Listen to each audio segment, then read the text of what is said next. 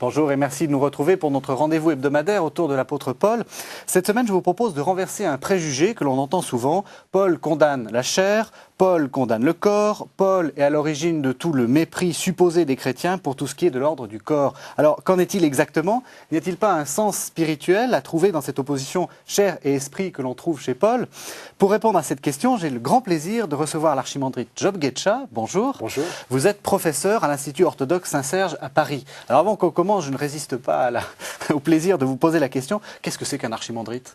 Eh bien, un archimandrite, c'est tout d'abord et avant tout un prêtre qui est moine. Enfin, tous les prêtres moines n'ont pas le titre d'archimandrite, c'est une distinction qu'on leur accorde, mais c'est un titre qui est donné à, disons, un clerc monastique. D'accord. Et donc, vous êtes professeur par ailleurs j'enseigne. À la faculté orthodoxe. Voilà, qui est l'équivalent, disons, de la Cato de Paris pour les orthodoxes. C'est l'Institut Saint-Serge, le seul institut de théologie orthodoxe en France. Et pendant longtemps, c'était le seul en Europe occidentale. Et par ailleurs, les téléspectateurs vous ont vu parce que vous avez fait une conférence de carême qui vient d'ailleurs d'être publiée, Saint Paul, juif et apôtre des nations, chez Parole et Silence.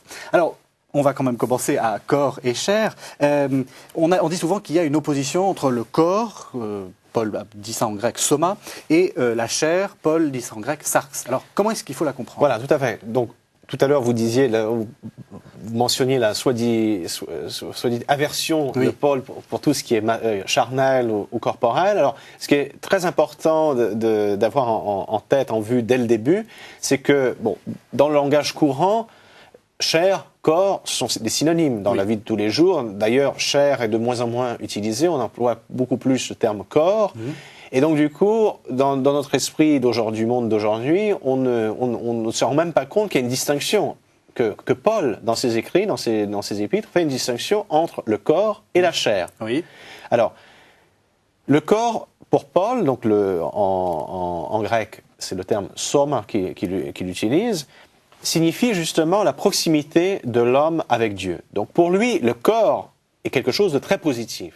C'est ce qu'il nous dit, par exemple, dans la première épître aux Corinthiens, au chapitre 6, verset 19. Il nous dit « Ne savez-vous pas que votre corps est le temple du Saint-Esprit, qui est en vous, et qui vous vient de Dieu, et que vous ne vous appartenez pas ?» Autrement dit, le corps, c'est quelque chose de très positif, puisque c'est quelque chose qui rentre en communion avec Dieu. Donc ici, il n'y a aucune aversion, aucun rejet du corps. Alors, est-ce que c'est ce corps-là? Est-ce que c'est le corps empirique? On y reviendra. Par ailleurs, donc, il utilise le terme chair, qui traduit en français le terme grec sarx, qui là est quelque chose qui prend une connotation souvent négative chez Paul, parce que ça vient signifier l'éloignement de Dieu l'éloignement de l'homme par rapport à Dieu. Autrement dit, la chair, c'est en quelque sorte un corps qui a été infecté par les passions, un corps qui s'est détourné de Dieu.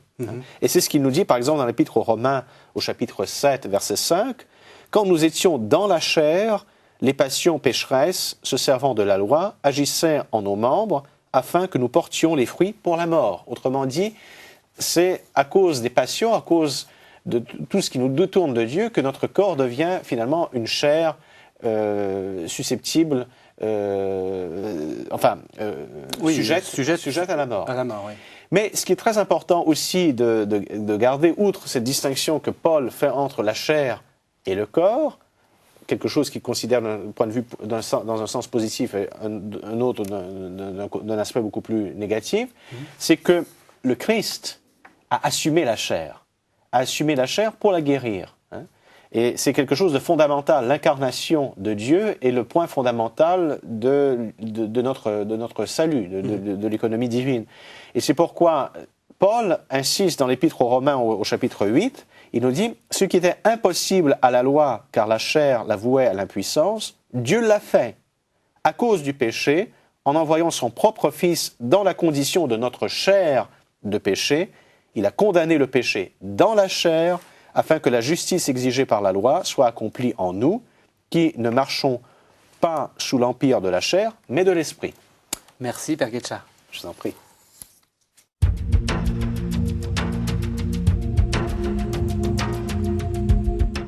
Alors, on parle depuis le début de la semaine de quelque chose d'assez compliqué chez Paul, qui est l'opposition entre chair et esprit. Est-ce que cette opposition chair et esprit recouvre une autre opposition plus simple pour nous, qui est l'opposition terrestre, donc ce monde-ci, et céleste? Tout à fait, on retrouve cette idée chez Paul.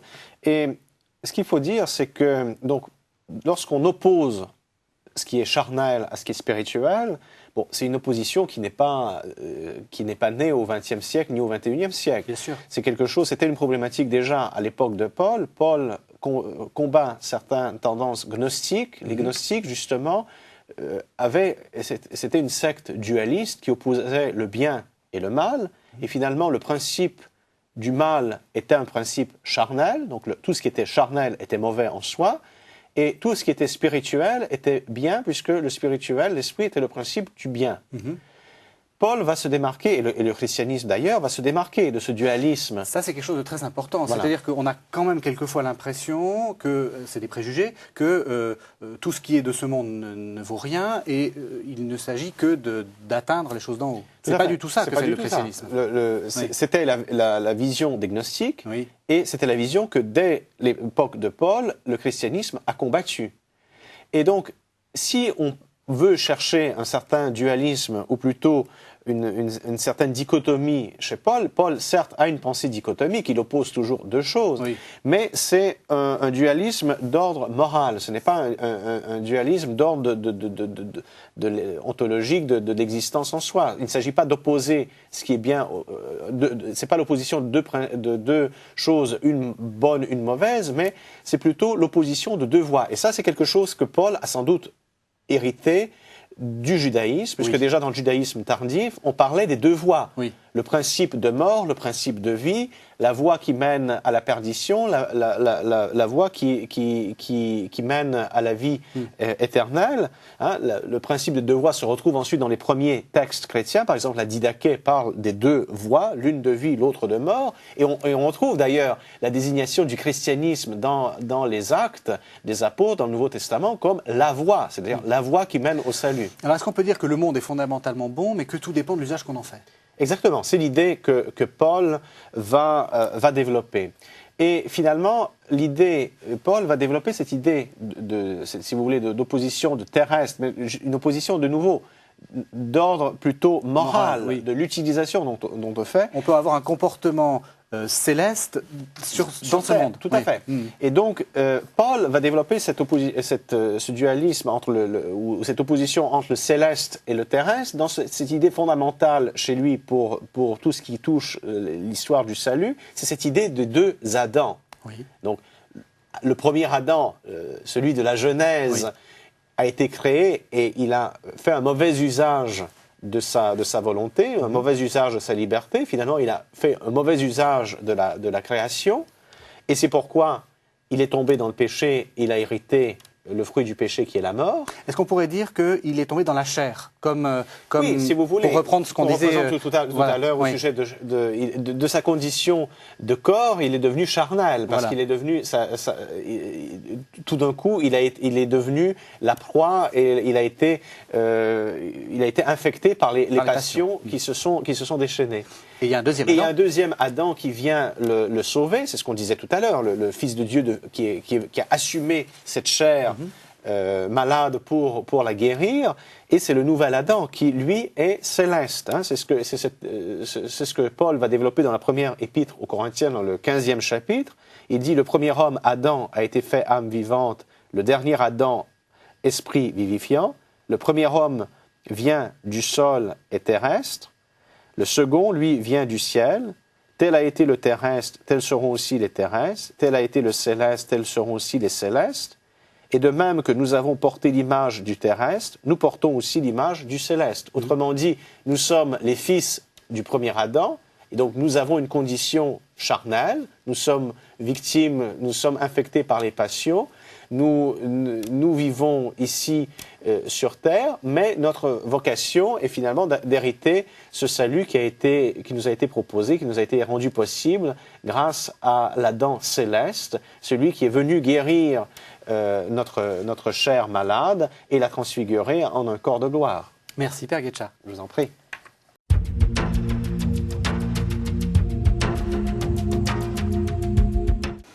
Alors hier, Père Guetcha, on a parlé de l'opposition entre terrestre et céleste. J'ai envie de vous proposer une autre opposition chez Paul, qui est l'opposition entre charnel et spirituel, et qu'on commente un peu l'épître aux Romains. Alors, qu'est-ce que c'est, quel est le sens de cette opposition? Est-ce que c'est la même? De nouveau, on est toujours dans cette pensée dichotomique paulinienne de Paul. Paul oppose toujours deux principes, mais c'est de nouveau. Donc ce sont deux principes finalement à une consonance plutôt beaucoup plus morale qu'une opposition entre deux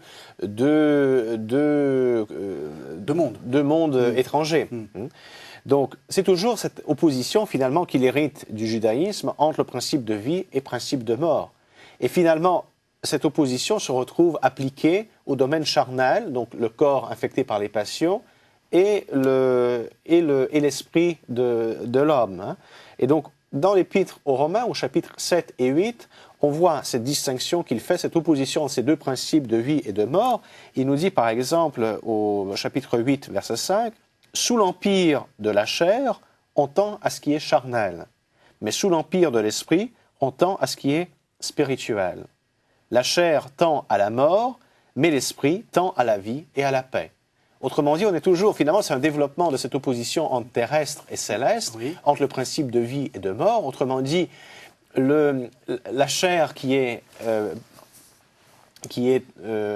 affaiblie, qui est tourmentée, qui est infectée par les passions, eh bien, cherche constamment à soulager ses passions et finalement à assouvir ses désirs.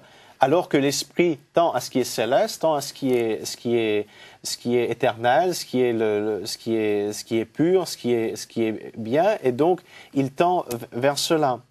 Mais finalement, cette opposition, l'homme vit dans la chair, donc évidemment, il peut être sujet, victime ou assujetti à ses passions et vivre dans le péché, mais il est appelé, grâce au Christ qui est venu le libérer dans la chair, il est appelé à vivre selon l'Esprit et ouvrir son cœur à la grâce de Dieu et devenir un temple du Saint-Esprit. Le corps de l'homme, comme le disait, on a cité tout à l'heure, Paul, qui parlait du corps de l'homme comme devant être le temple de l'Esprit Saint. Parce que ce que fait le Christ, c'est quoi? C'est de purifier la chair. Il arrive et il guérit. Il guérit. Oui. C'est d'ailleurs la vision qu'auront les pères grecs, surtout du salut, et non seulement grecs, mais aussi, par exemple, les pères syriaques, du salut. Le salut, c'est pas simplement une rançon que le Christ apporte contre contre le péché qui est vu comme quelque chose comme l'homme ayant enfreint la loi. Ce qu'on appelle une rédemption. Oui. Mais on sent dans rédemption le mot rachat. Mais c'est avant tout une guérison. C'est le corps de l'homme qui est malade et qui est guéri par le Christ, qui assure la condition malade pour apporter le Christ médecin. Finalement, l'incarnation, ça n'est rien d'autre que la réconciliation du charnel et du spirituel. Est-ce qu'on peut dire ça comme ça? On peut le dire, finalement. C'est le corps qui redevient, qui vit selon, en accord avec l'Esprit, en communion, non pas contre l'Esprit, mais en communion avec l'Esprit. Et c'est ce que Paul développe un peu dans l'Épître aux Romains, au chapitre 8, versets 9 et 10. Il dit « Or, vous n'êtes pas sous l'empire de la chair, autrement dit des passions, ayant été rachetés par le Christ, mais vous êtes sous l'empire de l'Esprit, puisque l'Esprit de Dieu habite en vous. Si quelqu'un n'a pas l'Esprit du Christ, il ne lui appartient pas. Si le Christ est en vous, votre corps, il est vrai, est voué à la mort à cause du péché, mais l'esprit est votre vie à cause de la justice. » Autrement dit, il est possible dans le corps de vivre selon le principe de l'esprit et finalement d'hériter de la vie, d'hériter de ce que... Concrètement, ça signifie quoi? D'éviter ce que dit Paul, là, la gloutonnerie, l'envie, voilà, c'est ça? Tout à fait. Il faut en quelque sorte trouver un équilibre, trouver un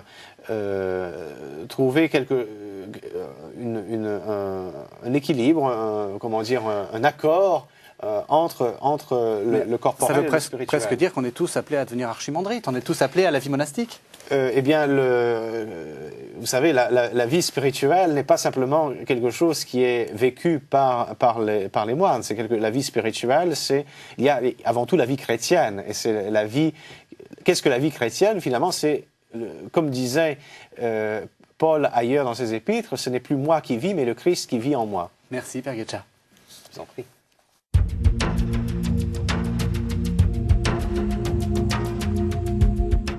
Père Guetcha, toute la semaine, on parle de chair et d'esprit. Alors, ça y est, on en vient enfin à l'opposition chair et esprit, mais on l'a bien compris, c'est toujours le même antagonisme, terrestre, céleste, charnel, spirituel, chair et esprit.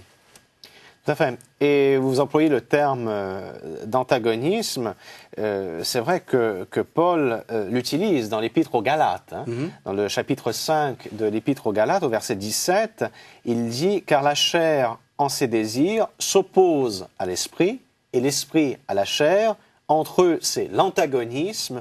Aussi ne faites-vous pas ce que vous voulez. » Donc, évidemment, on ne peut pas nier que finalement Paul crée une opposition entre la chair et l'esprit, mais il faut comprendre cet antagonisme, cette opposition à la lumière de ce que l'on a dit. C'est-à-dire qu'il ne s'agit pas d'opposition entre deux mondes qui se combattent, deux mondes qui sont étrangers l'un à l'autre et qui se combattent pour conquérir l'autre. Il ne s'agit pas de ce genre de combat, mais plutôt d'une opposition de deux principes, comme on le disait, de deux principes moraux, le principe du péché qui produit la mort, le principe finalement le principe de vie, le principe de rectitude qui nous donne la vie éternelle.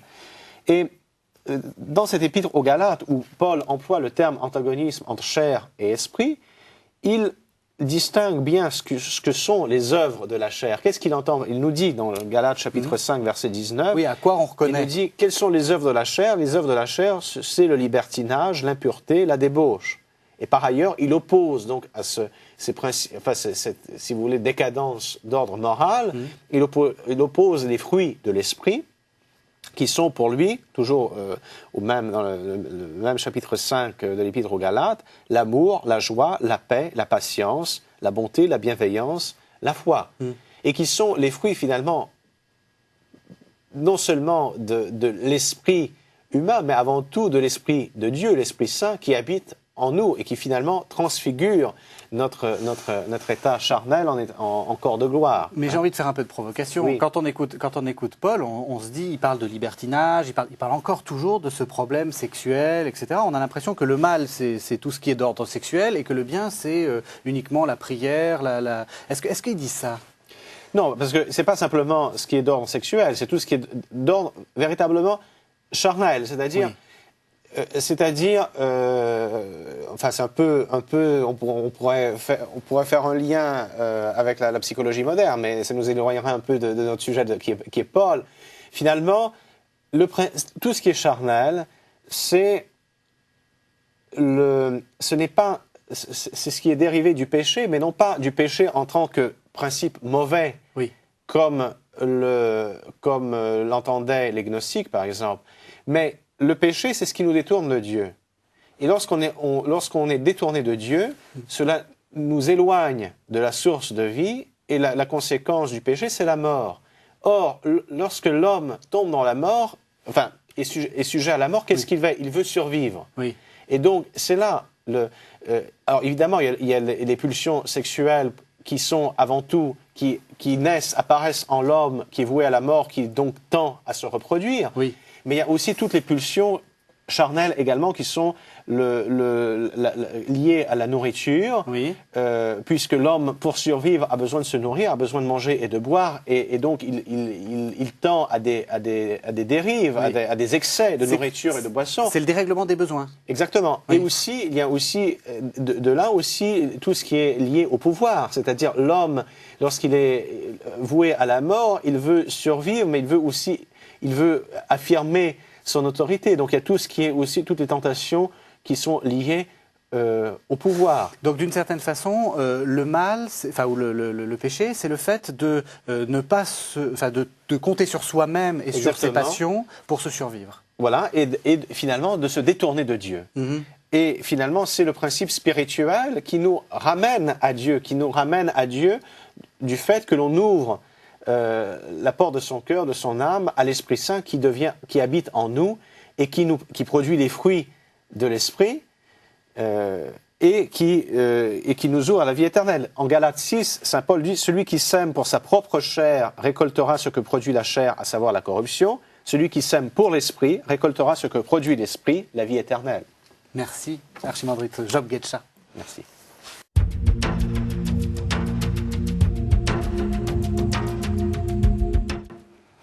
Alors Père Guetcha, pour une fois qu'on a un orthodoxe sur ce plateau, on va en profiter parce qu'on sait que les orthodoxes aiment beaucoup les pères de l'Église et je trouvais très intéressant que dans cette opposition chair et esprit, on continue les temps et qu'on essaie de voir comment Paul a été reçu par les pères de l'Église et comment les pères de l'Église ont compris cet antagonisme chair et esprit. Alors, expliquez-nous un peu. Alors évidemment, on peut dire que cet antagonisme paulinien de Galate entre le principe de charnel et le principe spirituel a été abondamment repris par le christianisme, peut-être même trop repris et mal compris, puisque oui. c'était au début de notre émission, on disait que on pense que finalement il y a des préjugés oui. qui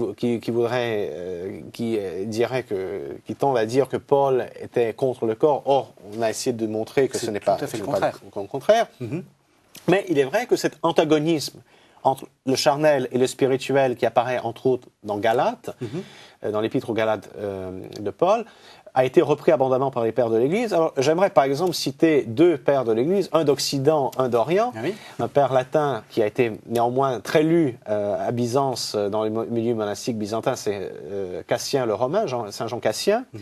Alors lui, ce qui est très intéressant, c'est qu'il parle d'une guerre entre le charnel et le spirituel. Il dit donc, il en résulte de cette opposition entre le charnel et le spirituel une guerre intestine et de tous les jours. La concupiscence de la chair se précipite impétueusement au vice et se plaît aux délices d'un repos terrestre. La concupiscence de l'esprit s'y oppose, au contraire, et désire vivement d'appartenir tout entière à la pensée des choses de Dieu. Donc, autrement dit, Saint Jean Cassien concevoir cet antagonisme entre chair-esprit de chez Paul, donc dans l'Épître aux Galates, comme finalement deux tendances qui existent en l'homme. Oui. La chair veut ce qui est charnel, autrement dit, l'homme veut manger, veut boire, veut se reproduire, veut éprouver du plaisir avec sa chair, alors que l'esprit, lui, veut appartenir tout entier à Dieu. Mais dans cette guerre intestine de tous les jours, ce qui est intéressant, c'est Saint Jean Cassien, c'est que finalement cette guerre ne doit pas résulter dans la victoire d'un des deux principes sur l'autre. Ce n'est pas la chair qui doit vaincre l'esprit, et ce n'est pas non plus l'esprit qui doit vaincre la chair. Oui. Mais on est très loin des préjugés. Tout à fait. Oui. Cassien nous dit qu'on doit trouver un équilibre entre la chair et l'esprit. Il dit donc du combat suit l'équilibre entre les deux excès. La voie des vertus est ouverte, sage et modérée, voie royale pour conduire les pas des soldats du Christ. Oui, c'est d'une extrême sagesse. C'est-à-dire qu'il ne faut pas partir dans un spiritualisme échevelé en se méprisant son corps, en mangeant plus. Tout à fait. Voilà. Et ça, c'était un excès que pratiquaient certaines sectes gnostiques. Absolument. Donc, du fait qu'elles rejetaient complètement le corps, elles étaient tombées dans d'autres excès. Et Saint Jean Cassien rappelle qu'il peut y avoir aussi une concupiscence de l'esprit. C'est pas simplement la chair qui peut être un mauvais principe si on la traite avec des excès. L'esprit peut être aussi un mauvais principe si il est porté à un excès qui n'est pas bon. Et donc, de cette guerre, finalement, la guerre, cette opposition, cet antagonisme entre la chair et l'esprit doit produire quelque chose de bon, doit produire cet équilibre, cette voie royale, ce juste milieu que l'homme doit acquérir. Alors, Jean Cassien, c'est plutôt l'Occident, un oriental. Alors, Saint Jean Climac, qui est connu pour l'échelle sainte qu'il a rédigée, qui était finalement un manuel de vie spirituelle avant tout pour les moines, mais qui est aussi très lu par les laïcs en Orient, lui parle finalement de cette ambiguïté, de cette antinomie qu'est l'homme, finalement. L'homme est à la fois corporel et à la fois spirituel. L'homme appartient au monde terrestre, mais a aussi cette vocation de participer à la vie céleste. Oui. Et donc, d'où ce paradoxe qui existe en l'homme. Et dans l'échelle sainte, dans un très beau passage, Saint Jean Climac nous dit « Comment vaincre celui que la nature me porte à aimer ? Comment me libérer de celui auquel je suis lié pour l'éternité ?» Autrement dit, l'âme le salut, c'est pas la libération de l'âme du corps. Nous sommes liés avec le corps pour l'éternité, puisque le corps est appelé à ressusciter. Comment anéantir ce qui doit ressusciter avec moi? Comment rendre incorruptible ce qui a reçu une nature mortelle? Comment opposer de bons arguments à celui qui tient les siens de la nature? Tout ensemble, je l'embrasse et je me détourne de lui. Quel est donc ce mystère en moi? Que signifie ce mélange? Pourquoi suis-je ainsi ami et ennemi de moi-même? Autrement dit, le corps et l'âme, le corps et l'esprit font partie de l'homme, et l'homme doit trouver un équilibre entre eux, Merci. et l'homme est appelé pour l'éternité à vivre avec eux. Merci beaucoup. Merci de nous avoir accompagnés toute cette semaine. On se retrouve la semaine prochaine.